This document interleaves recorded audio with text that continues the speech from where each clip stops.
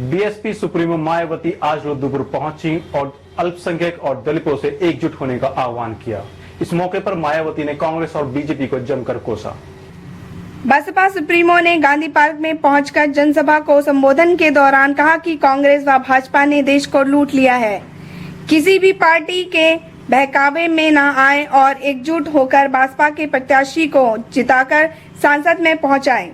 मायावती ने कहा कि मोदी की हवा बेकार की हवा है, पूरा देश बसपा की ओर आस लगाए बैठा है, इसलिए एकजुट होकर बसपा के प्रत्याशी को वोट देकर भारी मतों से विजय बनाएं।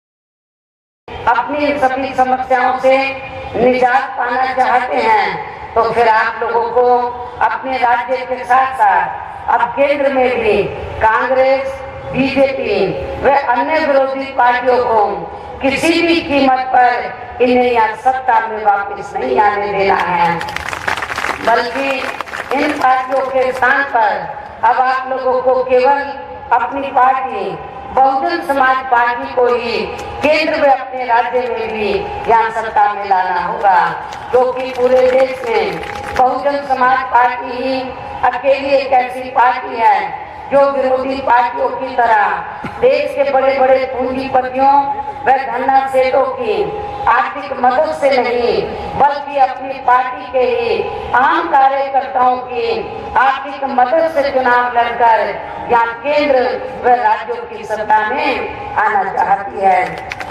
उत्तर प्रदेश की पूर्व मुख्यमंत्री मायावती आज रुद्रपुर आई और रुद्रपुर में उन्होंने जनसभा को संबोधित किया। जनसभा को संबोधित करते हुए उन्होंने दलित अल्पसंख्यक लोगों को साथ जोड़ने का वादा किया। मायावती जहां जाती हैं वहां भीड़ तो इकट्ठा हो ही जाती है, हजारों की संख्या में भीड़ उपस्थित थी।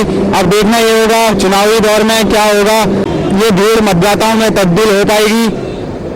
कैमरामैन नीरज आर्य के साथ गोकुल ओली, STNW TV, रुद्रपुर।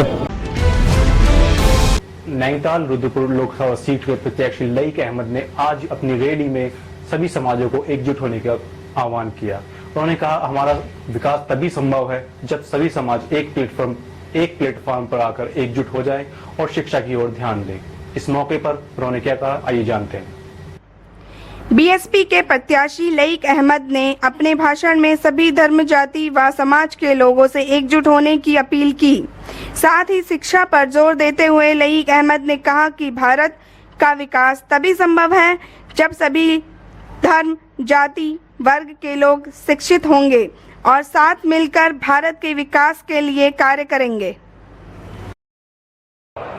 मैं बहुत खुशकिस्मत हूँ जो इस उत्तराखंड की सरजमीन के इस खित्ते में जो नैनीताल उधम सिंह नगर कहलाता है, यहाँ पैदा हुआ हूँ।